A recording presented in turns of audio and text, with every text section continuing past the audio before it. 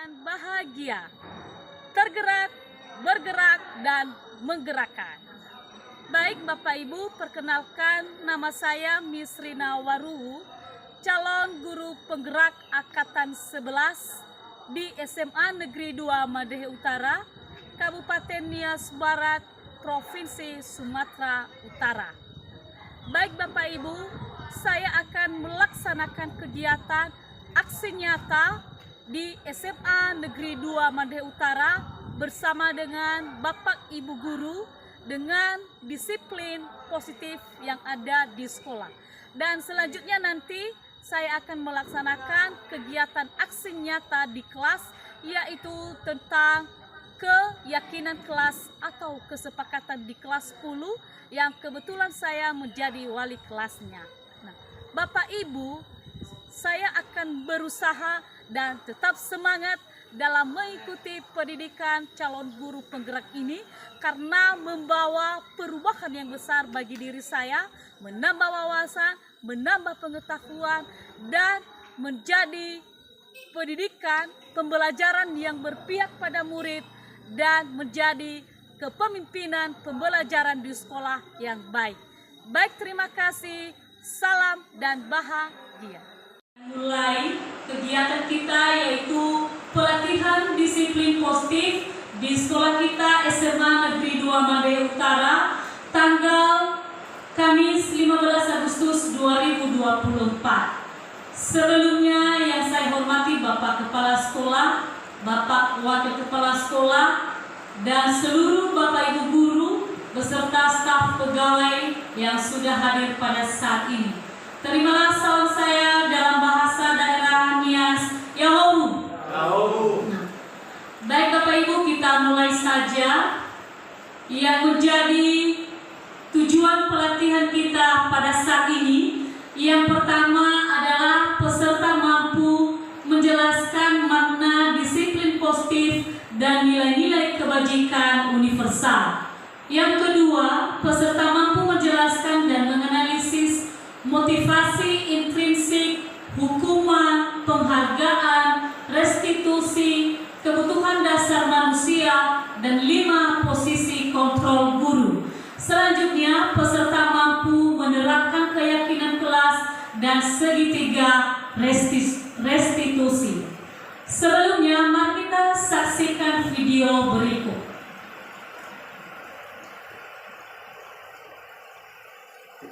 Hai Moms, anak juga tentang adalah kita berhadapan dengan anak, lalu kita mengeluarkan analisis dan biasanya konten verbalnya juga konten verbal yang merendahkan anak.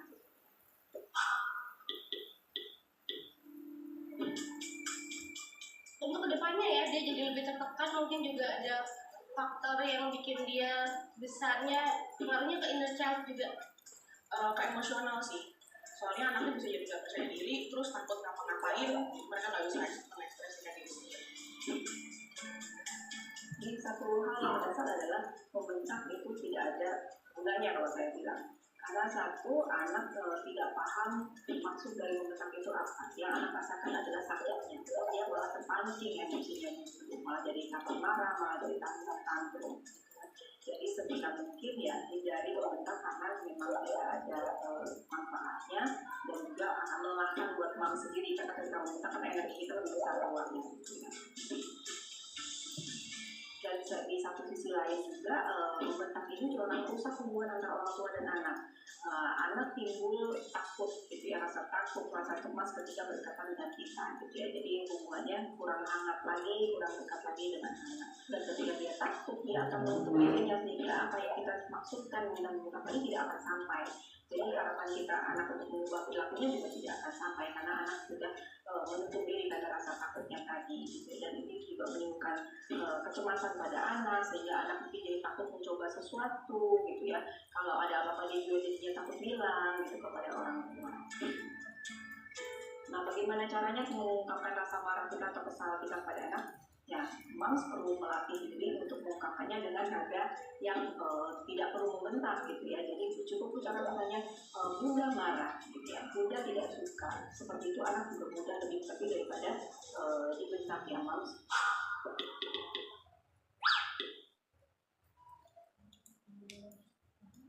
Hai Moms, pernah membentak anak nggak? Ayo, membentak adalah ketika kita berhadapan dengan anak, lalu kita Di layar sebelumnya tadi.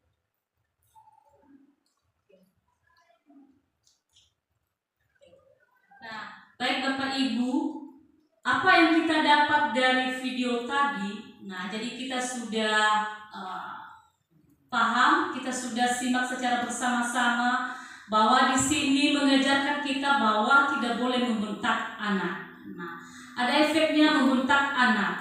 Jadi sebagai guru dan kita sebagai orang tua di rumah, kalau anak kita, murid kita bermasalah, seharusnya kita tidak membentak atau tidak memberikan hukuman, tetapi kita harus memberikan penjelasan kepada murid kita bahwa masalahnya seperti apa. Nah, lanjut.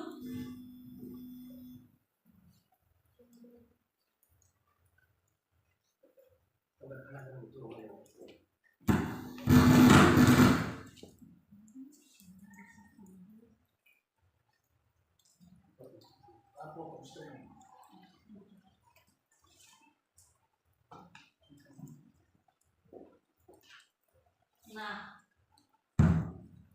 di sini kita melihat mulai dari diri. Nah, mari kita ingat kapan terakhir kali kita memproses siswa. Nah, apa pelanggaran yang dilakukan siswa tersebut? Nah, mungkin kita Bapak Ibu guru pernah pasti memproses siswa dalam bermasalah. Nah, lanjut. Pertanyaan pemantik. Apa yang Bapak Ibu lakukan kalau kita memproses siswa? Bagaimana reaksi siswa yang melakukan pelanggaran saat itu? Bagaimana perasaan Bapak Ibu? Lanjut. Oke. Nah, eksplorasi konsep. Nah, ada 6 yang harus kita ketahui. Yang pertama adalah konsep dasar, disiplin positif, dan nilai kebajikan universal. Yang kedua, motivasi intriksi, penghargaan, hukuman, dan restitusi. 3, keyakinan kelas. 4, kebutuhan dasar manusia. 5 posisi kontrol guru. Dan 6, segitiga restitusi. Lanjut. Oke. Konsep dasar, disiplin positif, dan nilai kebajikan universal. Disiplin dimaknai menjadi sesuatu yang dilakukan seseorang pada orang lain untuk mendapatkan kepatuhan. Nah, apakah disiplin hanya dapat dicapai dengan hukuman? Makna disiplin menurut para ahli. Nah, menurut Ki Hajar Dewantara, di mana ada kemerdekaan, disitulah harus ada disiplin yang kuat. Nah, sungguh disiplin itu bersifat self-discipline, yaitu kita sendiri yang mewajibkan kita dengan sekeras-kerasnya. Tetapi itu sama saja, sebab jikalau kita tidak cakap melakukan self-disiplin, wajiblah penguasa lain mendisiplinkan kita. Nah, peraturan demikian itulah harus ada di dalam suasana yang merdeka. Menurut Diane Gosen pada tahun 2001, kata disiplin berasal dari kata disiplin yang artinya belajar. Kata discipline berasal dari discipline yang berarti murid atau pengikut. Untuk menjadi seorang murid atau pengikut, seseorang harus paham betul alasan mengapa mereka mengikuti suatu aliran atau ajaran tertentu. Sehingga disiplin positif adalah sebuah tindakan yang dilakukan dengan penuh kesadaran dan tanggung jawab sebagai bentuk menghormati diri sendiri dan orang lain sekitarnya. Akibatnya, seorang siswa memahami dan mengontrol setiap perilakunya. Sebagai pendidik, tujuan kita adalah menciptakan anak-anak yang memiliki disiplin sendiri, sehingga mereka bisa berperilaku dengan mengacu pada nilai-nilai kebajikan universal dan memiliki motivasi intrinsik. Nilai-nilai kebajikan universal adalah nilai kebaikan yang diakui oleh semua orang. Ada 9 pilar karakter. Yang Yang pertama, cinta Tuhan dan segenap ciptaannya. Ada kemandirian dan tanggung jawab, kejujuran, hormat dan santun, dermawan, suka menolong dan gotong royong, percaya diri, kreatif dan pekerja keras, kepemimpinan dan keadilan, baik dan rendah hati, toleransi, keamanan dan kesatuan. Nah, di dalam tabel ini Bapak Ibu tersedia ada peduli. Kalau dia peduli, ada keterusterangan, kebersihan, komitmen, belas kasih, percaya diri, bertujuan, tenggang rasa, dan gotong royong. Kalau dia rajin, nah, keberanian, kesatuan, kreatif, semangat, kedermawan, kejujuran, dermawan, harga diri, dan rendah hati. Integritas, kebahagiaan, keadilan, baik hati, kesetiaan, berprinsip, bersahaja, keteraturan, kedamaian, keteguhan hati. Dan terakhir, rasa hormat, tanggung jawab, pengabdian, bijaksana, bersyukur, toleransi, percaya, lurus hati, ketegasan, dan pengertian. Nah, motivasi intriksi, penghargaan, hukuman, dan restitusi. Nah, menurut Diane Gossen, dalam bukunya Restructuring School Discipline menyatakan ada 3 motivasi perilaku manusia. Yang pertama, untuk menghindari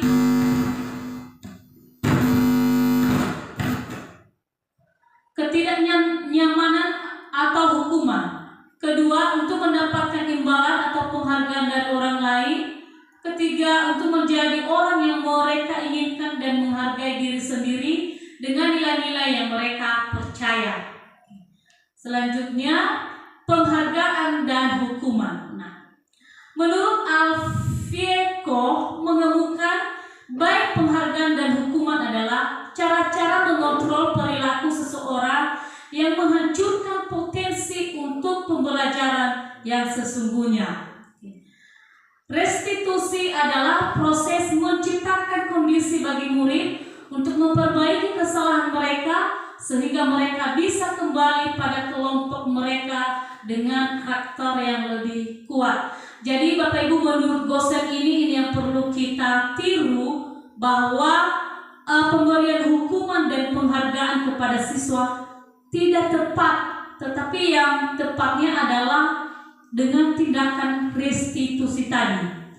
Nah, selanjutnya ada di sini identitas gagal dan identitas sukses. Nah, itu ada hukuman dan disiplin. Ada konsekuensi dan restitusi. Nah, sesuatu yang menyakitkan harus terjadi. Konsekuensi, sesuatu harus terjadi. Nah, restitusi itu restitusi merupakan pilihan. Nah, yang di bawah hukuman tidak nyaman untuk murid atau anak untuk jangka waktu panjang kalau kita memberikan hukuman kepada siswa. Nah, kenapa?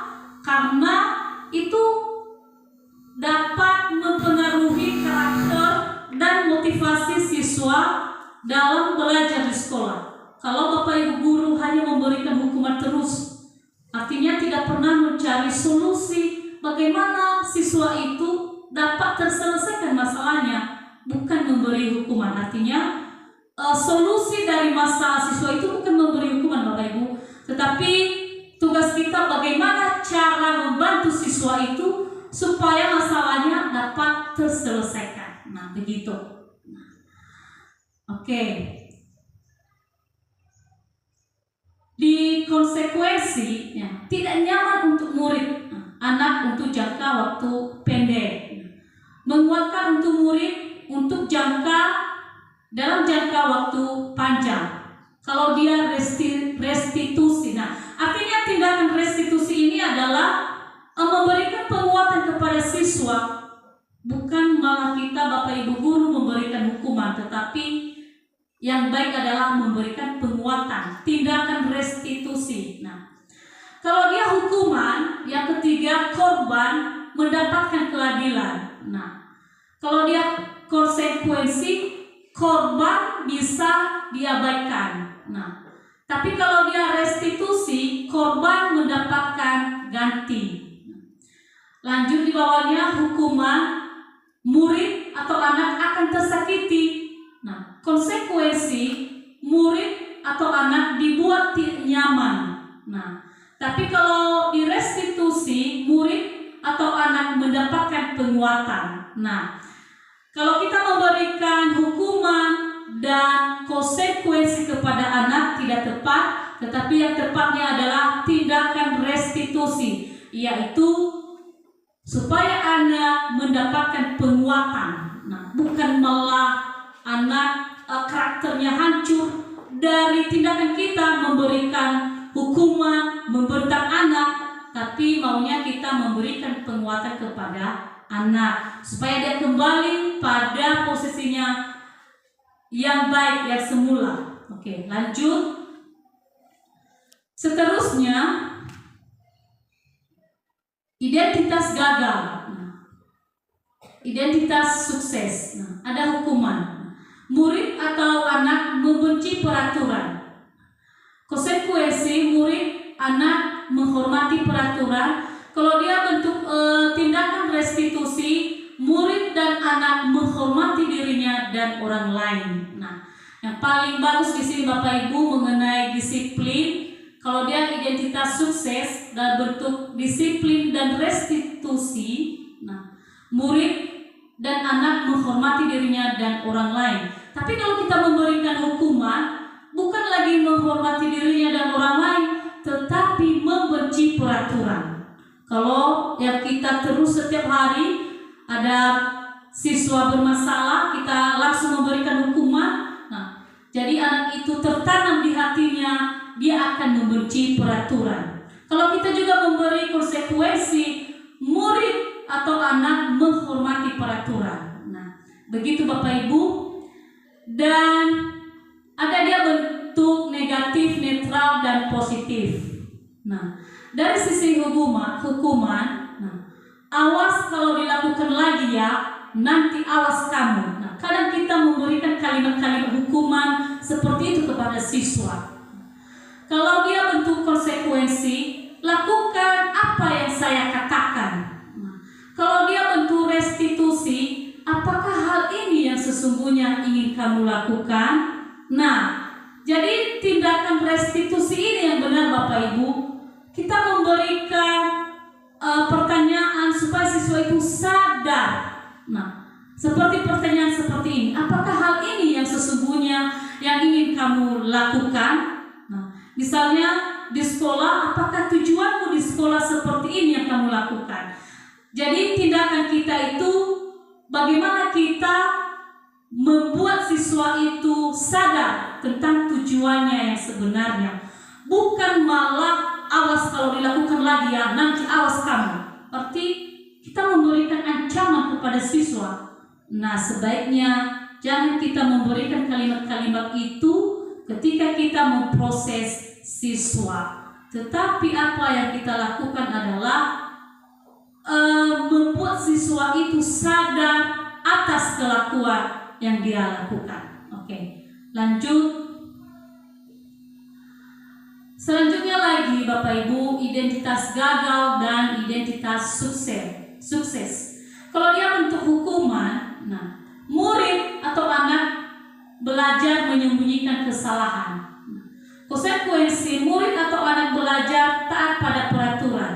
Tapi kalau restitusi, murid atau anak belajar memecahkan masalah. Jadi di sini dan siswa belajar bagaimana kita memecahkan masalah itu, menyelesaikan dengan baik. Bukan malah anak itu dia belajar menyembunyikan masalahnya. Kenapa? Karena kita tadi Bapak Ibu guru hanya tugas yang membentak saja, menakut-nakuti siswa. Nah, baiknya kita siswa itu, kita dan siswa dapat memecahkan masalahnya. Bukan mempersulit siswa, tetapi bagaimana siswa itu kita bawa supaya siswa itu sadar dengan kelakuannya. Oke, lanjut saya ambil di yang tabel terakhir. Nah, di hukuman, di identitas gagal, menyakitkan guru menjalani konsekuensi dengan menyalahkan siswa, mengkritik siswa, menyindir siswa, dan merendahkan siswa. Nah, itu sudah salah tindakan kita Bapak Ibu kalau kita memproses masalah siswa. Kadang kita ini merendahkan diri siswa. Tidak boleh sebenarnya merendahkan diri siswa. Menyindir, mengkritik, menyalahkan terus siswa yang bermasalah. Bapak Ibu, kalau siswa bermasalah, kitalah solusinya. Solusinya apa? Memberikan tindakan yang benar kepada siswa. Bukan memberikan hukuman, bukan mengkritik, bukan menyalahkan terus siswa, tetapi membawa siswa itu supaya siswa itu sadar dengan apa tujuan yang sebenarnya. Oke. Nah, pada tabel yang terakhir di tindakan restitusi yang diajukan kepada kita Bapak Ibu. Nah, menguatkan, guru menyebutkan keyakinan kelas, membimbing kerangka acuan berpikir, dan restitusi murid atau anak. Itulah tugas guru, membimbing dan mengingatkan atau menyebutkan keyakinan kelas. Keyakinan kelas ini adalah kesepakatan kelas yang sudah dibuat bersama wali kelasnya di kelasnya masing-masing. Contohnya, datang tepat waktu. Kalau ada siswa yang terlambat, kita guru piket proses siswa. Kadang-kadang kita memberikan hukuman, lari lapangan, jongkok, dan lain sebagainya. Sebenarnya itu tidak tepat. Yang seharusnya kita mengingatkan kepada siswa apa keyakinan kelasnya. Pasti siswa itu mengingatnya kembali. Bahkan dia menyebutkan datang tepat waktu. Oke, lanjut. Nah, di sini Bapak Ibu kita bisa belajar dengan contoh yang telah saya sediakan di sini. Ada bentuk hukuman dan konsekuensi. Nah, kita lihat contohnya. Lari mengelilingi lapangan 5 kali karena terlambat hadir di sekolah. Nah, sekali lagi, lari mengelilingi lapangan 5 kali karena terlambat hadir di sekolah. Nah, di sini Bapak Ibu, apakah ini hukuman atau konsekuensi? Nah, lanjut. Nah, Bapak Ibu, di sini kalimat ini adalah atau tindakan ini adalah merupakan hukuman, bukan lagi konsekuensi. Tapi kita sudah memberikan hukuman kepada siswa. Nah, lari mengelilingi lapangan 5 kali karena terlambat. Kita suruh siswa untuk lari di lapangan 5 kali, ini adalah hukuman. Nah, kalau boleh, jangan kita memberikan hukuman seperti ini. Oke, lanjut. Ada lagi, kehilangan 10 menit jam istirahat. Sebenarnya dia istirahat, tapi kehilangan 10 menit jam istirahat untuk mengerjakan tugas karena terlambat datang dan tidak mengerjakan tugas. Nah, jadi di sini adalah tindakan yang kita berikan adalah konsekuensi yang diharapkan, bukan lagi hukuman. Nah, jadi karena siswa itu terlambat mengerjakan tugas, berarti kita berikan dia tambahan waktu biar dia mengerjakan tugasnya, walaupun dia tidak mengikuti jam istirahat selama 10 menit. Jadi ini lebih mudah konsekuensinya daripada kita suruh dia mengelilingi lapangan 5 kali. Ya, itu lebih berat. Itu sudah penghukuman kalau mengelilingi lapangan 5 kali. Tapi ini lebih mudah.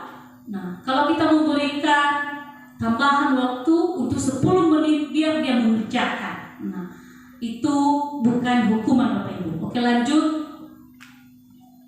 Nah, ada lagi menggantikan kertas tugas teman yang telah dicoret-coret.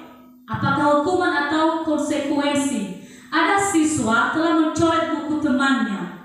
Nah, kalau kita menghadapi seperti itu, apa yang kita lakukan? Misalnya, siswa itu melapor kepada kita, Pak, Bu, ini buku saya sudah dicoret si Budi. Nah, apa yang kita lakukan? Oke, lanjut. Nah, kita menyuruh siswa itu supaya menggantikan kertas tugas teman yang telah dicoret-coret. Itu adalah konsekuensi dari tindakan yang melakukan tindakan tersebut. Dia mencoret-coret buku temannya, berarti menyuruh supaya menggantikan buku temannya yang sudah dicoret-coret. Bukan lagi menghukum misalnya harus jongkok, harus berlari keliling lapangan, bukan. Oke, selanjutnya, nah, pembentukan keyakinan sekolah atau kelas. Nah, keyakinan kelas bersifat abstrak daripada peraturan yang lebih rinci dan konkret. Keyakinan kelas berupa pertanyaan-pertanyaan universal. Pernyataan keyakinan kelas senantiasa dibuat dalam bentuk positif. Keyakinan kelas hendaknya tidak terlalu banyak sehingga mudah diingat dan dipahami oleh semua warga sekolah. Keyakinan kelas sebagai sesuatu yang dapat diterapkan di lingkungan tersebut. Semua warga kelas hendaknya ikut berkontribusi dalam pembuatan keyakinan kelas lewat kegiatan curah pendapat. Bersedia meninjau kembali keyakinan kelas dari waktu ke waktu. Nah, artinya Bapak Ibu, khusus Bapak Ibu wali kelas ini, boleh kita membuat kesepakatan kelas kita di kelas kita masing-masing, atau dikatakan di sini adalah keyakinan kelas. Keyakinan kelas ini peraturan-peraturan yang kita tetapkan bersama, tetapi siswa itulah yang menetapkan apa saja kesepakatan kelas supaya kelas kita itu nyaman dan bisa mengikuti tata tertib yang ada di sekolah kita. Oke, lanjut. Nah, ada di sini tabel T ini namanya, dalam menentukan keyakinan kelas. Nah, hormat, tampak seperti atau tidak tampak seperti. Kalau tampak seperti, contohnya datang tepat waktu. Itu salah satu contoh keyakinan kelas. Selanjutnya, menyapa teman dan guru setiap hari, mengembalikan barang teman yang telah dipinjam dan mengucapkan terima kasih. Kalau dia dalam bentuk tidak tampak, sering hadir terlambat. Selanjutnya, tak acuh kepada teman dan guru, tidak mengembalikan barang yang telah dipinjam dan meletakkan sembarangan. Kalau dia bekerja, tampak seperti tekun bekerja dan menyimak guru, menyerahkan tugas tepat waktu, memberikan hasil terbaik. Nah, ini dalam bentuk tindakan. Jadi siswa itu nampak terhadap kita kalau siswa itu tekun bekerja, menyerahkan tugas. Kalau tidak tampak seperti, nah ini, tidak mendengarkan guru dan acuh tak acuh, tugas tidak diberikan, asal-asal mengerjakan tugas. Yang terakhir adalah rasa diterima dan dimiliki. Nah, melibatkan semua anggota kelompok, memberikan kata-kata atau komen berdasarkan hati bila teman kita berhasil. Kalau dia tidak tampak seperti, mengucilkan salah satu teman kita, marah atau iri kepada atas keberhasilan teman-teman kita. Yang terakhir, acuh tak acuh terhadap teman yang sedang kurang sehat atau mendapat musibah. Nah, di sini Bapak Ibu tentang keyakinan kelas yang kita terapkan di kelas kita masing-masing. Kita boleh rinci kepada siswa kita tersebut bagaimana tindakan-tindakan kita di dalam kelas dan juga di lingkungan sekolah. Selanjutnya, dalam menentukan keyakinan kelas ini boleh juga kita memakai model tabel Y. Nah, ini dia dalam bentuk terdengar. Satu orang berbicara, yuk saya bantu. Nah, kita bisa selesaikan ini bersama.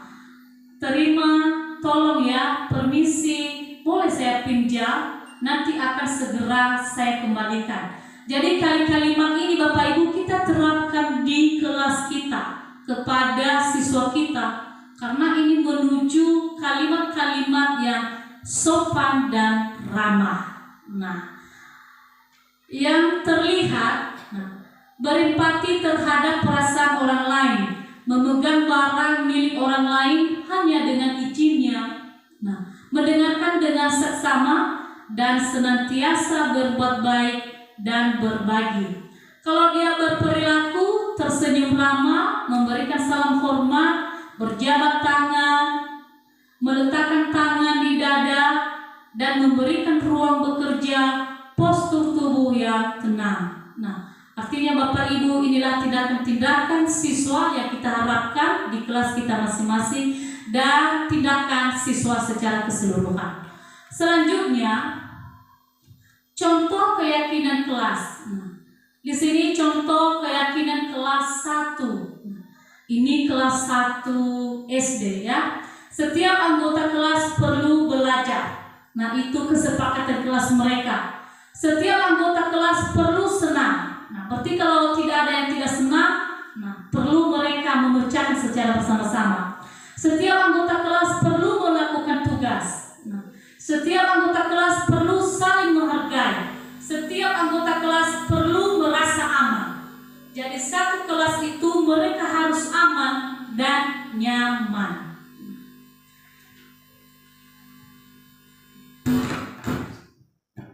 Keyakinan kelas 5, selalu bersikap positif. Berarti kalau ada yang bersifat negatif, berarti segera diselesaikan. Yang mereka harapkan adalah hanya bersikap positif. Lanjut, senantiasa menjadi diri terbaik, percaya dan menghormati orang lain serta barang miliknya, berkomitmen terhadap setiap tugas dan senantiasa membantu. Yang terakhir di kelas 7, nah, hormat. Kami meyakini bahwa sangat penting untuk menghormati semua orang dan barang milik orang lain. Bekerja, kami meyakini bahwa sangat penting untuk mengerjakan segala pekerjaan atau mengikuti kegiatan yang telah ditugaskan. Terakhir, diterima dan dimiliki. Kami meyakini bahwa sangat penting untuk merasa diterima pada suatu kelompok dan saling peduli satu dengan yang lain. Ini adalah keyakinan kelas 7. Oke, selanjutnya prosedur pembentukan keyakinan kelas Bapak Ibu. Yang pertama itu adalah mempersilahkan warga sekolah atau murid-murid untuk bercurah pendapat tentang peraturan yang perlu disepakati di kelasnya. Jadi kita ajak semua siswa satu kelas itu supaya mereka saling memberikan ide masing-masing. Nah, apa saja peraturan yang berlaku di kelasnya. Kedua, mencatat semua masukan yang disampaikan oleh murid. Boleh kita catat di papan tulis. Selanjutnya, menyusun keyakinan kelas sesuai prosedur pembentukan keyakinan kelas. Nah, gantilah kalimat-kalimat dalam bentuk negatif menjadi kalimat positif. Kalimat negatif misalnya, jangan ada yang membawa HP. Nah, misalnya itu kalimat negatif. Kata larangan itu, jangan dilarang. Nah, kalau ada kalimat-kalimat itu sebenarnya kita ganti menjadi kalimat positif. Misalnya kalau kalimat negatif, jangan datang terlambat. Itu sudah kalimat negatif. Tapi kalau dia bentuk kalimat positif, datanglah tepat waktu. Nah, itu dia. Selanjutnya, tinjau kembali. Nah, kita tinjau kembali daftar curah pendapat yang sudah dicatat oleh siswa. Selanjutnya, tinjau ulang keyakinan sekolah atau kelas secara bersama-sama. Seharusnya setelah beberapa peraturan telah disatukan menjadi beberapa keyakinan, maka jumlah butir pernyataan keyakinan akan berkurang. Sebaiknya keyakinan sekolah atau kelas tidak terlalu banyak, bisa berkisar antara 3 sampai 7 prinsip keyakinan. 6. Setelah keyakinan sekolah atau kelas selesai dibuat, maka semua warga sekolah dipersilakan meninjau ulang dan menyetujuinya dengan menandatangani keyakinan sekolah atau kelas tersebut, termasuk guru dan semua warga murid. Terakhir, keyakinan sekolah atau kelas selanjutnya bisa diletakkan di dinding kelas di tempat yang mudah dilihat semua warga sekolah. Oke, selanjutnya, nah, ada 5 kebutuhan dasar manusia. Nah, dalam tindakan seorang siswa, nah, ada 5 yang nampak di sana. Yang pertama adalah bertahan hidup. Nah, kebutuhan bertahan hidup adalah kebutuhan yang bersifat fisiologis untuk bertahan hidup, misalnya kesehatan, rumah, dan makanan. Yang kedua, kebutuhan dasarnya adalah kasih sayang dan rasa diterima. Kebutuhan untuk disayangi dan diterima meliputi kebutuhan akan hubungan dan koneksi sosial, kebutuhan untuk memberi dan menerima kasih sayang, dan kebutuhan untuk merasa menjadi bagian dari suatu kelompok. 3, penguasaan. Nah, kebutuhan pengakuan atas kemampuan. Kebutuhan ini berhubungan dengan kekuatan untuk mencapai sesuatu, menjadi kompeten, menjadi terampil, diakui atas prestasi dan keterampilan kita, didengarkan, dan memiliki rasa harga diri. Jadi ini kebutuhan-kebutuhan yang kita miliki. Lanjut. Oke. Selanjutnya yang kedua, keempat, kebebasan. Nah, ada kebutuhan kebebasan, yaitu kebutuhan akan pilihan. Kebutuhan kebebasan menginginkan pilihan, perlu banyak bergerak, suka mencoba-coba, tidak terlalu terpengaruh orang lain, dan senang mencoba hal baru dan menarik. Yang terakhir adalah kesenangan. Kesenangan akan kebutuhan akan kesenangan adalah kebutuhan untuk mencari kesenangan, bermain, dan tertawa. Jadi 5 kebutuhan dasar manusia yang sudah melekat pada diri kita. Nah, ini tadi tindakan segitiga restitusi. Nah, Bapak Ibu, dalam menyelesaikan masalah siswa ada 3 tindakan yang harus kita lakukan. Yang pertama adalah validasi tindakan yang salah. Oke, saya ulangi. Yang pertama adalah menstabilkan identitas. Yang kedua, validasi tindakan yang salah. Dan yang ketiga adalah menanyakan keyakinan. Oke, selanjutnya, nah, ini yang saya katakan tadi. Yang pertama, menstabilkan identitas. Nah, bagian dasar dari segitiga bertujuan untuk mengubah identitas anak dari orang yang gagal karena melakukan kesalahan menjadi orang yang sukses. Nah, kita harus sampaikan kepada anak bahwa berbuat salah itu tidak apa-apa, tidak ada manusia yang sempurna. Saya juga pernah melakukan kesalahan. Nah, kita bisa menyelesaikan ini. Nah, Bapak Ibu tidak tertarik mencari siapa yang salah, tapi Bapak atau Ibu ingin mencari solusi dari masalah yang kamu hadapi. Kamu berhak merasa begitu. Apakah kamu sedang menjadi teman yang baik buat dirimu sendiri?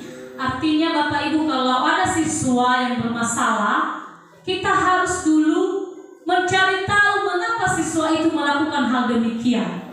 Nah, selanjutnya validasi tindakan yang salah. Nah, kalimat-kalimat yang dianjurkan untuk kita sampaikan kepada siswa yaitu, padahal kamu bisa melakukan yang lebih buruk dari ini ya.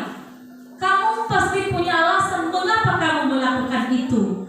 Misalnya siswa terlambat datang di sekolah, kita harus tanyakan kepada siswa dulu bahwa kenapa kamu datang terlambat. Bukan langsung memberikan hukuman. Misalnya kita langsung jemput kamu, seperti itu sudah tidak benar. Tetapi kita dulu menanyakan kepada siswa apa alasannya mengapa dia datang terlambat. Mana tahu ibunya butuh bantuan di rumah, ibunya lagi sakit-sakitan, mungkin tadi pagi dia sudah antar dulu di rumah sakit. Nah, jadi kita harus dulu tahu masalah siswa yang sebenarnya, bukan langsung memberikan hukuman. Selanjutnya, bayangan kita tentang kelas yang ideal. Kamu mau jadi orang seperti apa ke depan? Nah, kalau kamu mau jadi orang berhasil ke depan, pastilah kamu datang tepat waktu, tidak bandel, tidak berantak, mengerjakan tugas tepat waktu. Kenapa? Karena sudah ada tujuannya ke depan, yaitu menjadi orang yang sukses. Oke, selanjutnya, nah, contoh penerapan segitiga restitusi. Oke, ada videonya.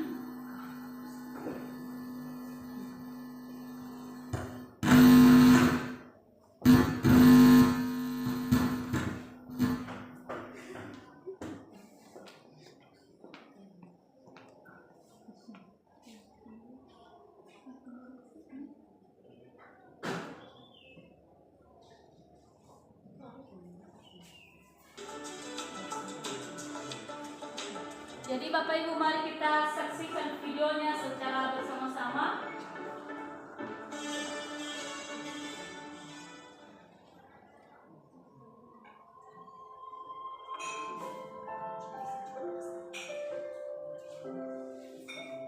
Jadi seorang siswa yang menyontek hasil pekerjaan temannya.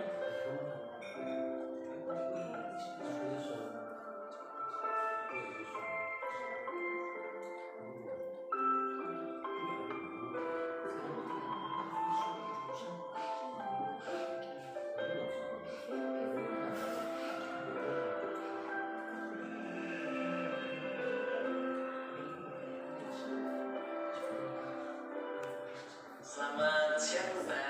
Siang, Pak. Luna sudah sholat zuhur? Sudah, Pak. Ya, alhamdulillah. Luna tahu tidak kenapa Pak Hendra panggil ke sini? Enggak tahu. Nggak tahu. Ya, Luna tadi saat ulangan waktu di kelas, Pak Hendra melihat jawaban temannya. Tadi teman sebelahnya Azumi. Luna melihat jawaban temannya atau mencontek. Betul atau tidak, Luna? Betul, Pak. Betul. Ya, mencontek itu perbuatan yang baik atau tidak baik? Ya? Tidak baik. Perbuatan tidak baik. Ya, baik. Nah, setiap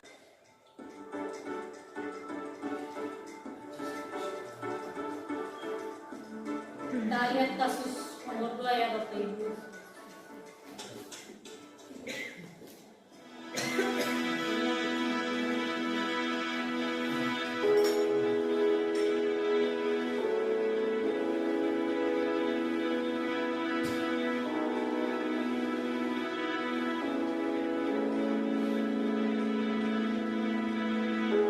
Selamat pagi, Hapsi. Pagi, Pak. Ya, Hapsi sudah istirahat, kan? Sudah tadi dekatin. Sudah, ya. Hapsi tahu tidak kenapa Pak Guru panggil ke sini? Enggak tahu, Pak. Tidak tahu. Ya, Hapsi tadi berangkat ke sekolahnya jam berapa? Jam 7.15. Jam 7.15. Sekolah kita masuknya jam berapa? Jam 7. Jam 7. Artinya Hapsi ini datang ke sekolahnya tepat waktu atau terlambat? Terlambat, Pak. Terlambat. Ya, terlambat ini perbuatan yang baik atau tidak baik sih? Ya? Tidak baik.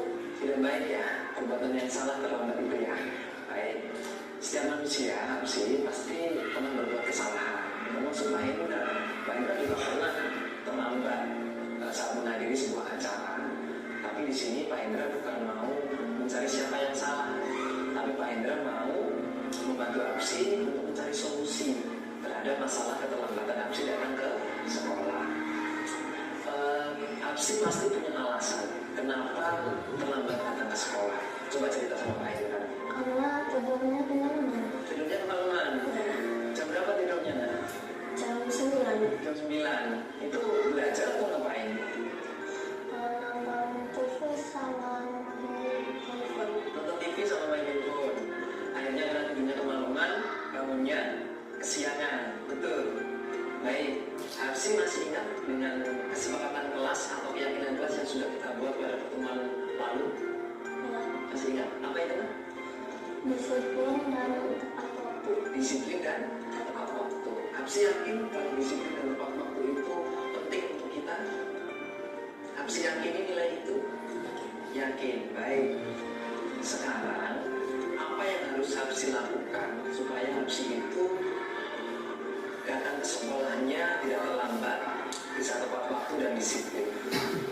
Tidur harus lebih Itu lebih awal. ya, Ya. Terus apa lagi nanti?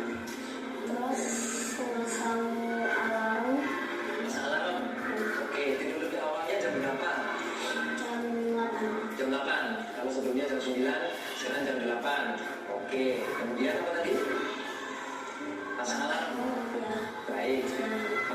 sebelum sholat subuh supaya Hapsi juga bisa melaksanakan sholat subuh. Oke, Hapsi sudah tahu apa yang harus dilakukan? Kapan mau memulainya? Nanti. Mulai hari ini. Ya. Baik, berarti mulai hari ini Hapsi akan melakukan perubahan itu untuk menjadi lebih baik, menjadi anak yang disiplin dan tepat waktu. Hapsi bisa? Bisa. Oke, tos dulu. Hapsi pasti bisa menjadi lebih baik lagi. Oke, terima kasih Hapsi. Boleh kembali. Assalamualaikum warahmatullahi wabarakatuh. Saya Bukna, senang sekali. Nah, Bapak Ibu, begitulah cara kita menangani masalah siswa di sekolah kita. Sudah kita lihat 2 video kasus. Yang pertama tadi ada siswa yang menyontek hasil dari pekerjaan temannya. Yang kedua adalah ada siswa yang terlambat datang di sekolah. Nah, di sini kita sebagai guru, kita tidak langsung memberikan hukuman kepada siswa, tetapi kita harus mencari tahu kenapa siswa itu menyontek, kenapa siswa itu datang terlambat. Pasti siswa itu punya alasan. Nah, yang pertama tadi dia belum belajar, makanya dia menyontek. Yang kedua, dia terlambat tidur larut malam, makanya dia datang terlambat. Apa solusi supaya siswa itu tidak menyontek dan supaya tidak terlambat? Nah, jadi kita membantu siswa tersebut supaya kembali sadar pada keyakinan kelas yang sudah dibuat sebelumnya. Nah, Bapak Ibu, demikianlah yang kita laksanakan pada hari ini. Saya mengucapkan banyak terima kasih atas partisipasi Bapak Ibu dalam mengikuti pelatihan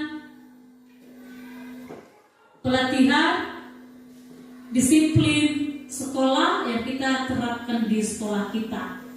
Dan sebelum saya mengakhirinya, terimalah salam saya kembali dalam bahasa daerah Nias kita. Yahoo!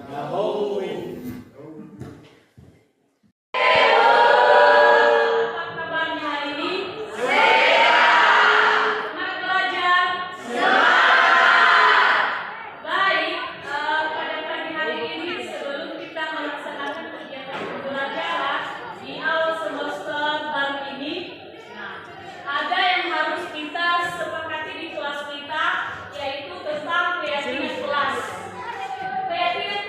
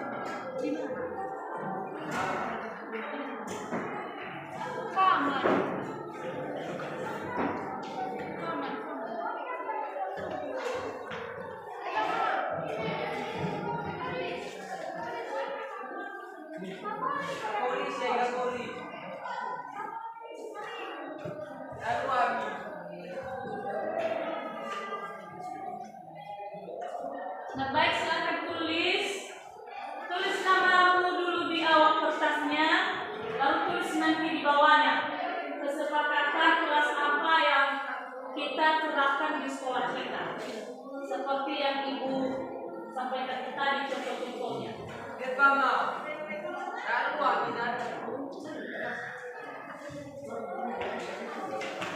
Ada yang sudah selesai?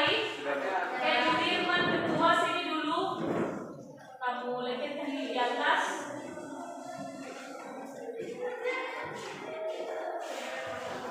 Kamu letakkan di sebelah ini. Ya.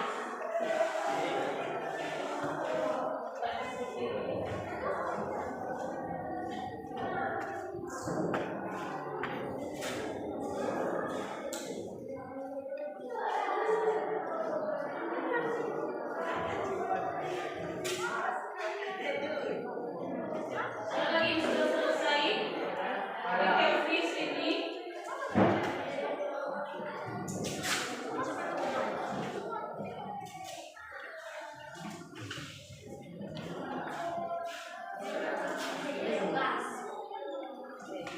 Kamu letakkan di sebelah ini.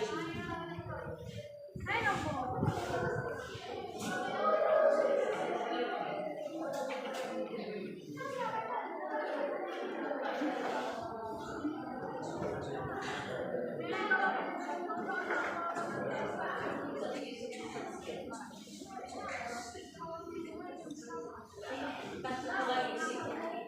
Di bawahnya.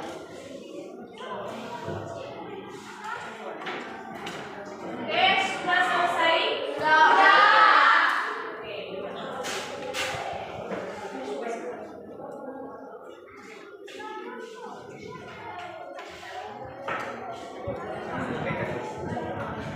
Tunggu dulu ya, biar nanti dosen kita mulai ke depan.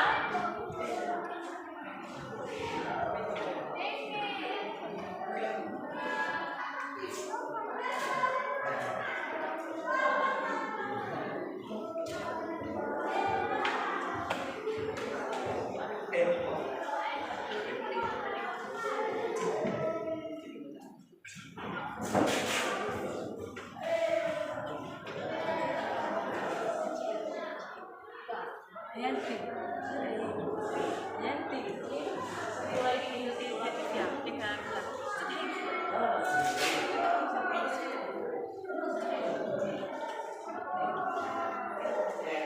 Sudah? Baik, terima kasih. Silakan duduk. Nah, baik, sekarang marilah kita tempelkan yang sudah kami tulis itu. Silakan letakkan ke depan. Ayo, di sini.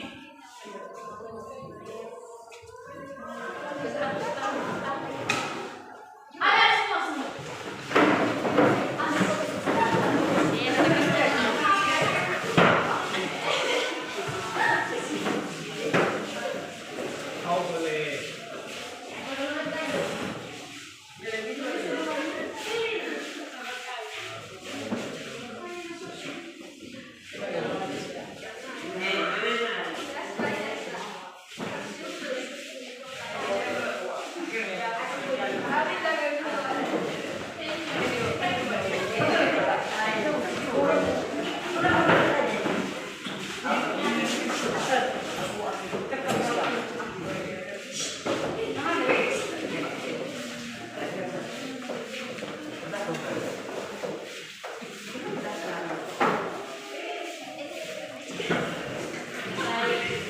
Sudah semua?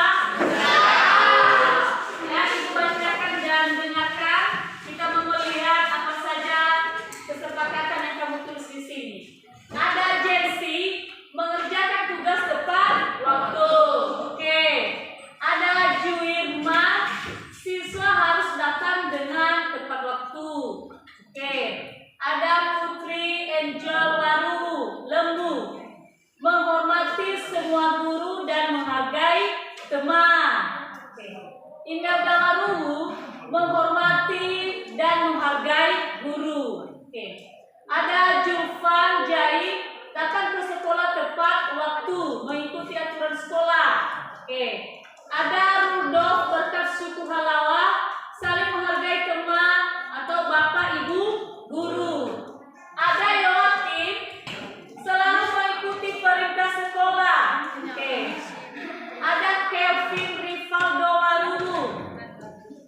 menjaga kebersihan dan merawat fasilitas sekolah. Oke. Ada Yasinta, piket kelas yang dilakukan dengan lebih awal. Ada Stephen Elmaru, mengerjakan tugas tepat waktu. Agustina Waru, berperilaku sopan, santun, dan saling menghargai satu sama lain. Ada Athanasius Yerman Halawa, dilarang merokok di lingkungan sekolah. Nah, ini benar ya.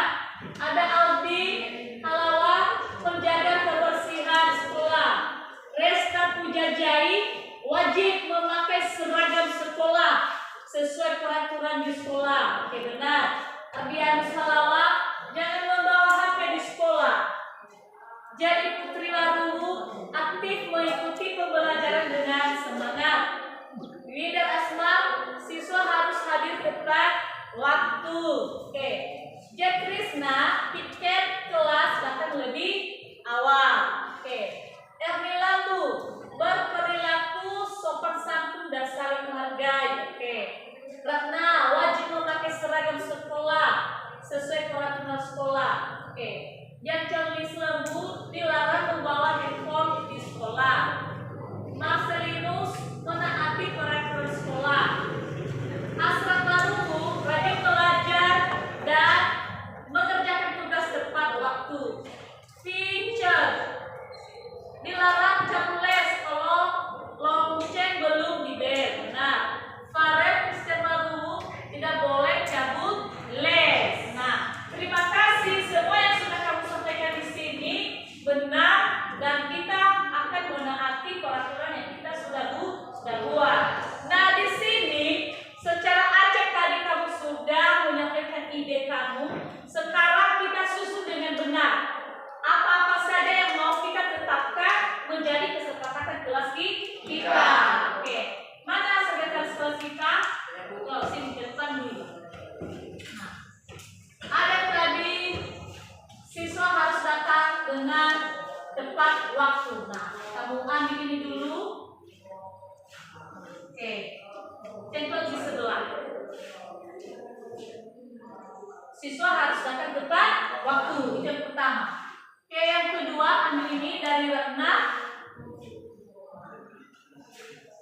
Oke. Wajib memakai seragam sekolah. Oke, ada tadi. Nah, ini ambil dari Hasra Baru, rajin belajar dan mengerjakan tugas. Oke. Itu Imelda Baru. Oke. Menghormati dan menghargai guru. Nah, oke. Ini ada yang bilang Bu.